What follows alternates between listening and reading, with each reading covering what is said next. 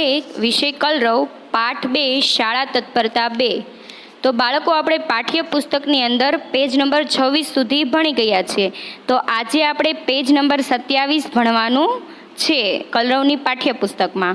તો 9 નંબરનું છે વાર્તા આનંદી કાગડો। તો બાળકો તમને બધાને વાર્તા સાંભળવી તો ગમતી જ હશે। તો આજે આપણે વાર્તા સાંભળવાની છે। એનું વાર્તાનું નામ છે આનંદી કાગડો। તો આ છે કાગડો, દેખાય છે ને બાળકો? આ છે કાગડો, આ છે રાજા। તો હવે જુઓ, આપણે કાગડાની વાર્તા કરીશું। એક કાગડો હતો, તેના પર એકવાર રાજા ગુસ્સે થયા। એટલે રાજાએ તેના માણસોને કહ્યું, જાઓ આ કાગડાને ગામના કૂવાના કાંઠે ગારો છે તેમાં ખૂંતાડીને મારી નાખો। તો શું કર્યું? ગામના કૂવો હતો, એમાં જે ગારો હોય એમની અંદર ખૂંતાડવાનું કીધું।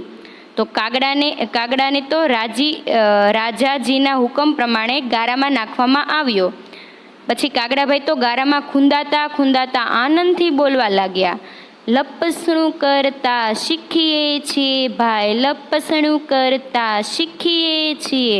જો બાળકો, કાગડાને ઓલામાં નાખ્યો ગારામાં, તો પણ એ આનંદમાં જ હતો અને શું બોલતો હતો? લપસણું કરતા શીખીએ છીએ ભાઈ, લપસણું કરતા શીખીએ છીએ। ગારામાં આપણે પગ મૂકીએ એટલે લપસીએ ને, તો કાગડો એવું ગીત ગાતો હતો। પછી રાજા અને માણસ હતો નવાઈ પામ્યા કે આ કાગડો ગારામાં ખૂંદવાથી દુઃખી થવાને બદલે આનંદથી કેમ બોલે છે? એટલે રાજાને ગુસ્સો ચઢ્યો અને બીજો હુકમ કર્યો, નાખો એને કૂવામાં એટલે ડૂબીને મરી જાય। તો શું રાજાને આ આનંદમાં હતો કાગડો, ગારામાં નાખ્યો તોય કાગડો આનંદમાં હતો। તો રાજાને તો પાછો ફરીવાર ગુસ્સો આવ્યો, એ કે આ તો હજી આનંદમાં છે, તો આને હવે બીજી સજા આપવી પડશે। તો એને શું હુકમ કર્યો રાજાએ કે આને કૂવામાં નાખીને ડૂબાડી દો। તો કાગડાને તો કૂવામાં નાખવામાં આવ્યો। કાગડાભાઈ તો કૂવામાં તરતા બોલે છે, કૂવામાં તરતા શીખીએ છીએ ભાઈ, કૂવામાં તરતા શીખીએ છીએ। જો બાળકો, એને ગારામાં નાખ્યો તોય આનંદમાં હતો, પછી એને કૂવામાં નાખ્યો તો કૂવામાં તો એવું ગીત ગાવા લાગ્યો કે તરતા શીખીએ છીએ, એમાં પણ એ આનંદમાં જ હતો। કૂવામાં નાખ્યો તોય કાગડો દુઃખી નહોતો થયો। પછી રાજા હવે વધારે ગુસ્સે થયા, એ કહે હવે આ કાગડાને આકરી શિક્ષા તો કરવી જ પડશે। એટલે કે આ કાગડો તો દુઃખી જ નથી થતો, હવે તો આ કાગડાને આપણે બહુ ભારે સજા આપવી પડશે। પછી તો કાગડાભાઈને કાંટાના એક મોટા જાળામાં નાખાવ્યા, તોય કાગડાભાઈ તો એના એ જ આનંદી કાંટામાં આનંદથી ગાવા લાગ્યા। શું ગાવા લાગ્યા? કે કૂણા કાન વીંધાવીએ છીએ ભાઈ, કૂણા કાન વીંધાવીએ છીએ। જો એને કાંટામાં નાખ્યો તોય એવું ગાતો હતો કાગડો કે કૂણા કાન વીંધાવીએ છીએ, તોય કાગડો દુઃખી ન થયો।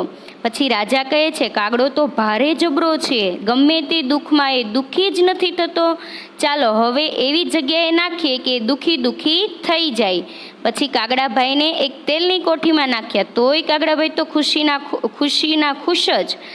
તો શું ગાય છે? તેલની કોઠીમાં કાગડાભાઈને નાખ્યા તો કાગડાભાઈ પાછા ગાવા લાગ્યા, તેલ કાને મૂકીએ છીએ ભાઈ, તેલ કાને મૂકીએ છીએ। પહેલાં કાન વિંધાવ્યા, પછી ખબર ને આપણે કાનમાં તેલ મુકાવીએ, તો એ તો તેલમાં નાખ્યા તો એવું ગાવા લાગ્યા। કાગડાભાઈ તો દુઃખી તોય ના થયા। પછી તો રાજાએ કાગડાને ઘીના કુલડામાં નાખ્યો, તો કાગડો એમાં પણ ખુશ થતા બોલે, ઘીના લબકા ભરીએ છીએ ભાઈ, ઘીના લબકા ભરીએ છીએ। એ તો કાગડો તો ઘીના લબકા એટલે કે ઘી ખાવા લાગ્યો અને ખુશીનો ખુશી જ રહ્યો। પછી તો રાજા તો ખૂબ ખીજાયા અને કાગડાને ગોળની કોઠીમાં નખાવ્યો। કાગડાભાઈ તો મજાથી ગીત ગાય, ગોળના દડબા ખાઈએ છીએ ભાઈ, ગોળના દડબા ખાઈએ છીએ। એ તો ગોળના દડબા ખાવા લાગ્યો અને દુઃખી ન થયો। પછી રાજાએ કાગડાને એક ઘર ઉપર ફેંક્યો, ત્યાં બેઠો કાગડો ગાય, નળિયા ચણતા શીખીએ છીએ ભાઈ, નળિયા ચાળતા શીખીએ છીએ। શું કહે છે કાગડો? નળિયા ચાળતા શીખીએ છીએ। એ તો દુઃખી થયો જ નહીં। પછી છેવટે રાજા થાકી ગયા। રાજાને થયું આ કાગડો તો મહા આનંદી છે, એને ગમે તેટલું દુઃખ આપીશું તોય આનંદમાં જ રહેશે। રાજા કહે આને ઉડાડી મૂકો, આને કોઈ અસર થશે નહીં। અને પછી કાગડાને ઉડાડી મૂક્યો। જો બાળકો આ વાર્તામાં તમને સમજ પડી? કાગડાભાઈને ગમે એટલું આવે તો એ દુઃખી થતો નહોતો, ખુશમાં જ બધું કામ પતાવતો હતો. એટલે એની જેમ તમે પણ બાળકો ખુશ જ રહેશો. હવે છે પેજ નંબર 29. એમાં છે 10 નંબરનું ગીત ગાઓ. એમાં છે ગીત છે ઢીંગલી મારી. તો આપણે ગાવાની છે એટલે કે ગીત ગાવાની છે કવિતા. તો ચાલો ગાઈએ. ખાતી નથી પીતી નથી ઢીંગલી મારી બોલતી નથી, બોલ બા બોલ એને કેમ બોલાવું, ડોલમાં બેસાડી તેને નવરાવું, ચંપાના ફૂલની વેણી ગૂંથાવું, તો પણ તે બોલતી નથી. ઘંટીને ઘૂઘરો આપું છું રમવા, સોનાના પાટલે બેસાડું જમવા, તો પણ તે ખાતી નથી. પંખી બતાવું ડાળીએ ઝૂલતા, મેના પોપટને મોરલા ટહુકતા, તો પણ તે ગાતી નથી.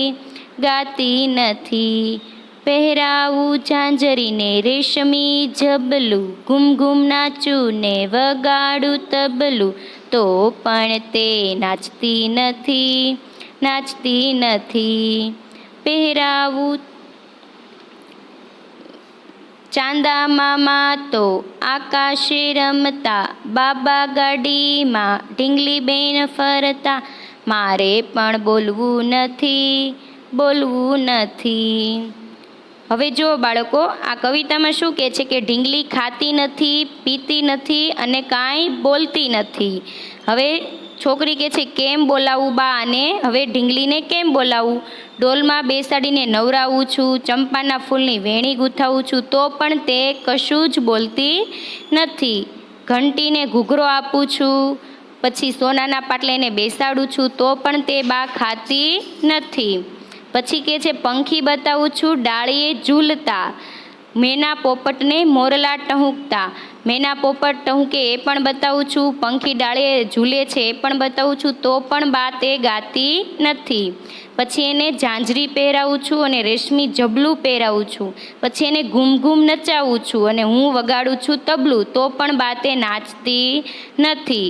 પછી ચાંદા મામા તો આકાશે રમતા અને બાબા ગાડીમાં ઢીંગલી બેન ફરતા, તો પણ મારે બોલવું નથી. આવું આ કવિતામાં કહેવા માંગે છે. તો તમારે પેજ નંબર 29 પણ પાઠ્યપુસ્તકમાંથી આપણે આ જે કવિતા જે ગીત ગાયું એ તમારે ગાવાની છે. હવે છે પેજ નંબર 30. એમાં છે કવિતા નંબર 2 એટલે કે ગીત મેં એક બિલાડી પાળી છે. તો ચાલો ગાઈએ. મેં એક બિલાડી પાળી છે, તે રંગે બહરું પાળી છે, તે હળવે ચાલે છે, અંધારામાં ભાળે છે, દૂધ ખાય દહીં ખાય, ઘી તો ચપ ચાટી જાય, તે ઉંદરને ઝટપટ ઝાલે, પણ કૂતરાથી બીતી ચાલે, તેના દિલ પર ડાઘ છે, તે મારા ઘરનો વાઘ છે. શું કહે છે બાળકો? મેં એક બિલાડી પાળી છે. આ છોકરો કહે છે મેં એક બિલાડી પાળી છે, તે રંગે કેવી છે? તો કે રૂપાળી છે. આ તમારે કવિતામાંથી સવાલ જવાબ આવશે એટલે તમારે સમજવાની છે સરખી. હવે છે તે હળવે ચાલે છે. તો બિલાડી કેવી રીતે ચાલે? હળવે એટલે કે ધીમે ને અંધારામાં ભાળે છે. બિલાડીને ક્યારે દેખાય? તો કે અંધારામાં એને સારું દેખાય છે. પછી તે શું ખાય? દૂધ ખાય, દહીં ખાય ને ઘી તો ચપ ચાટી જાય છે. પછી ઉંદરને ઝટપટ ઝાલે એટલે કે જ્યાં એને ઉંદર દેખાય તો એને ઝટપટ પકડી લે છે, જલ્દી ઉંદરને પકડી લે છે. જો અહીંયા ચિત્રમાં બતાવેલું છે, ઉંદરને ઝટપટ પકડી લીધો છે. પછી કૂતરાથી તો બીતી ચાલે એટલે બિલાડીને કોનાથી ડર લાગે છે? તો કે કૂતરાથી. પછી છે બિલાડીના દિલ પર ડાઘ છે. તમે જોયો છે બાળકો બિલાડી, તો એના દિલ પર ડાઘ દેખાય છે ને તમને? તો શું કહે છે? બિલાડીના દિલ પર ડાઘ છે, તે મારા ઘરનો વાઘ છે. બિલાડી કોના જેવી દેખાય છે? તો કે વાઘ જેવી. વાઘ પર ડાઘ હોય, જોયા છે ને બાળકો? તો શું કહે છે આ છોકરો? કે એ તો મારા ઘરનો વાઘ છે. તો બાળકો આ કવિતા પણ તમારે પાકી કરવાની છે. હવે છે 11 નંબરનું રમત, તો એમાં છે ચકલી ઉડે ફર. તો હવે શું છે જુઓ, આ રમત આપણે રમવાની છે, એટલે કે તમે ઘરે પણ રમી શકો છો. મમ્મીને કહેવાનું છે કે મમ્મી બોલે ચકલી ઉડે તો તમે બોલવાનું ફર, પછી કે પોપટ ઉડે તો કે ફર, મેના ઉડે તો કે ફર. આવી રીતે તમારે આ ચકલી ઉડે ફર રમત રમવાની છે. આ રમત તમે ઘરે તમારા મમ્મી પપ્પા જોડે રમી શકો છો.